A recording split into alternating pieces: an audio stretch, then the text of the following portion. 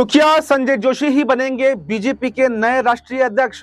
और क्या मोदी शाह को मोहन भागवत के आगे मजबूर होना पड़ेगा, या फिर मोदी और शाह अपनी मनमानी अभी भी बीजेपी के अंदर करते रहेंगे? हालांकि समय समय पर वक्त वक्त पर मोहन भागवत के आगे, संघ के आगे बीजेपी को, मोदी शाह को झुकना पड़ा है, और जातिगत जनगणना भी उसी का नतीजा है। मोहन भागवत ने ही जातिगत जनगणना का फैसला किया और उसके अगले ही दिन बीजेपी ने ऐलान कर दिया। जो मोदी शाह हमेशा जातिगत जनगणना का विरोध करते थे, वो संघ के कहने पर मान गए, या फिर कहें मजबूर हो गए। और अब संजय जोशी के नाम पर जो पेच अटका, उसमें भी कुछ ऐसा ही नतीजा सामने देखने को मिल सकता है। अब फिलहाल अभी तक सिचुएशन तो यह है कि मोदी शाह अड़े हुए हैं कि संजय जोशी को राष्ट्रीय अध्यक्ष नहीं बनाएंगे, चाहे किसी को बना देंगे, संजय जोशी को नहीं बनाएंगे, क्योंकि संजय जोशी ही मोदी और शाह के पुराने दुश्मन कहे जाते हैं। लेकिन संघ ने भी साफ कर दिया है कि अगर संजय जोशी नहीं तो फिर कोई नहीं। संजय जोशी ही वो कैंडिडेट हैं जो संघ ने फाइनल किया है। अब ऐसे में मोदी शाह समझ नहीं पा रहे कि आखिर करें तो करें क्या। अब क्योंकि पहले खाली फैसलों की बात थी कि ये करना है, ये नहीं करना है, लेकिन अगर संजय जोशी को कमान मिल गई, संजय जोशी राष्ट्रीय अध्यक्ष बन गए, तो फिर तो हर बात में टकराव देखने को मिलेगा। और जो मोदी शाह अपनी मनमानी बीजेपी के अंदर करते हैं, कोई भी फैसला लाकर थोप देते हैं, किसी मुख्यमंत्री को बना देते हैं, किसी को हटा देते हैं, या फिर कैबिनेट में बदलाव कर देते हैं, फिर उनके हाथ से पावर चली जाएगी।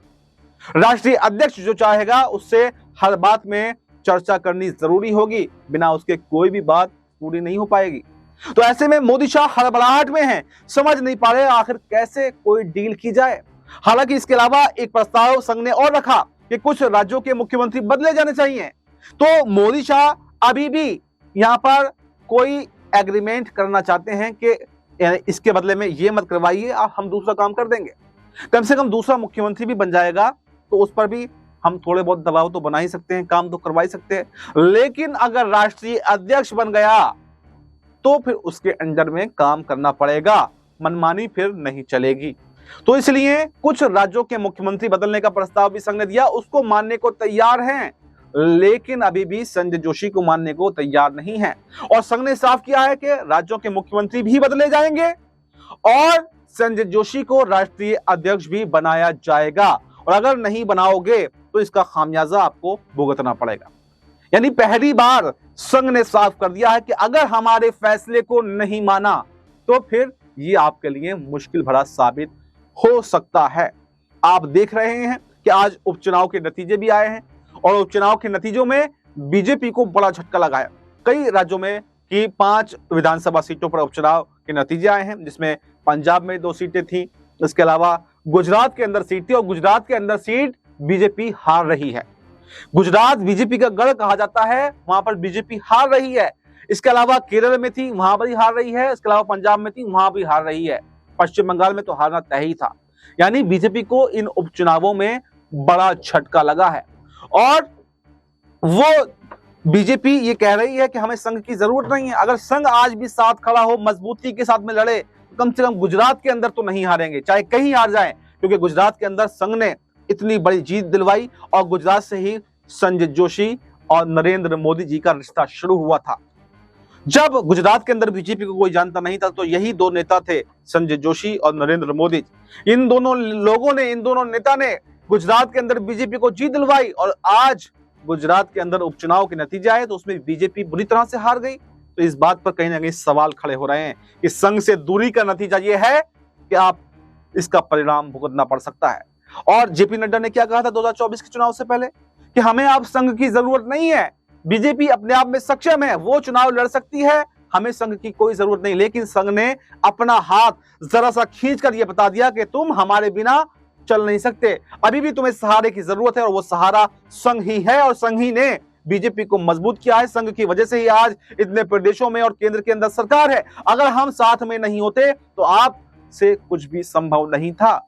और ये बात अब शायद ये नतीजे देखने के बाद में मोदी और शाह समझ जाएं कि उनके गढ़ में आखिर कैसे बीजेपी हार रही है, और आम आदमी पार्टी जो नई नवेली पार्टी कही जाती है वो गुजरात के अंदर जीत रही है। भले ही उन्होंने दिल्ली में हरा दिया हो, लेकिन गुजरात के अंदर आम आदमी पार्टी का जीतना ये बता रहा है कि कहीं ना कहीं लोगों में बीजेपी के प्रति अविश्वास बढ़ा है। वहीं आम आदमी पार्टी की छवि भले ही धूमिल करने की कोशिश की गई हो, लेकिन वो अभी भी धूमिल नहीं हुई है, बल्कि दिल्ली नहीं तो पंजाब और पंजाब नहीं तो गुजरात, कहीं ना कहीं तो आम आदमी पार्टी जीत रही है। इसके अलावा ये देखा जा रहा है कि संजय जोशी के नाम की जो संभावनाएं हैं वो अब बढ़ती जा रही हैं। यानी संजय जोशी को जो इनाम देने की बात संघ कर रहा है, उसमें कहीं ना कहीं कुछ समीकरण भी ऐसे बन रहे हैं कि उपचुनाव होते हैं, उपचुनाव के नतीजे आते हैं, वो भी बीजेपी के पक्ष में नहीं आता। अगर ये इसके उलट उपचुनाव के नतीजे बीजेपी के पक्ष में होते और संघ ने जैसे किनारा किया था, तो मोदी शाह ये बात कह सकते थे कि संघ के बिना हमने चुनाव लड़ा, हमने जीत के दिखाया,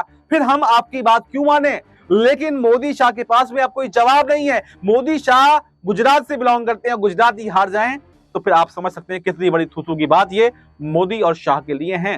तो मोदी शाह के पास में कोई ऑप्शन तो अब नहीं बच रहा है कि आखिर वो क्या बहाना बनाए, कैसे बात को मनाए। लेकिन जिस तरह से यहां पर संजय जोशी को राष्ट्रीय अध्यक्ष बनाने की बात कर रहा है संघ, वो अपनी बात पर अडिग है। और अगर यहां पर मतभेद बढ़ता है तो कहीं ना कहीं मोदी शाह को इसका नुकसान उठाना पड़ सकता है, क्योंकि अभी कई राज्यों में विधानसभा चुनाव भी होने वाले हैं। अभी बिहार में हाल ही में चुनाव है, बिहार के बाद में 26 में बंगाल में चुनाव होने हैं और 27 में 5 बड़े राज्यों में पंजाब, उत्तर प्रदेश, उत्तराखंड, मणिपुर, कई राज्यों में चुनाव होने हैं। तो अब ये देखना काफी दिलचस्प होगा कि क्या बिहार चुनाव से पहले ही यहां पर बीजेपी को नया राष्ट्रीय अध्यक्ष मिल जाएगा और कि संजय जोशी ही राष्ट्रीय अध्यक्ष पद की कमान संभालेंगे।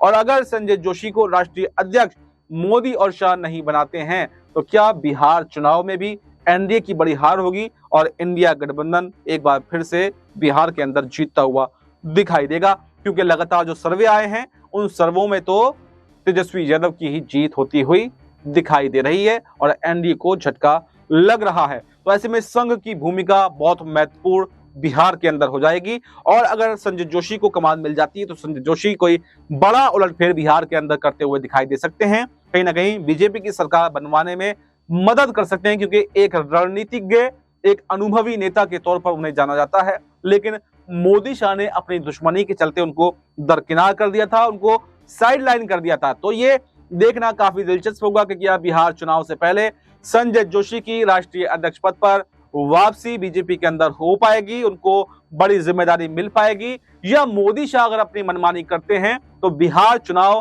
के नतीजे उनके अगर कहें तो उनके यूटर्न के, उनकी सत्ता से वापसी के जो नतीजे हैं वो देश भर में दिखाई देंगे और वो बिहार पहला राज्य होगा। उसके बाद में लाइन से जो मैंने आपको बताया कई राज्यों में चुनाव होने हैं तो फिर बीजेपी को झटका वहां पर लगता हुआ दिखाई देगा। तो संघ वर्सेस मोदी और शाह की लड़ाई में किसकी जीत होगी, ये भी एक बहुत बड़ा सवाल बन गया है और हर कोई जानना चाहता है कि संजय जोशी और मोदी शाह के बीच में कौन सा ऐसा मामला था जो इतनी बड़ी लड़ाई हो गई कि मोदी शाह किसी भी हद तक मानने को तैयार नहीं है। अपनी हार कबूल है लेकिन राष्ट्रीय अध्यक्ष बनाना कबूल नहीं है। तो ये देखना काफी दिलचस्प होगा कि आखिर इस पर कोई फैसला होता है, नहीं होता है, संजय जोशी की जीत होती है या फिर मोदी शाह की जीत होकर रहेगी। आपकी इस पर क्या राय है? आपकी जो भी राय हो कमेंट बॉक्स में अपनी राय जरूर दें और फिलहाल हमें दीजिए इजाजत। नमस्कार।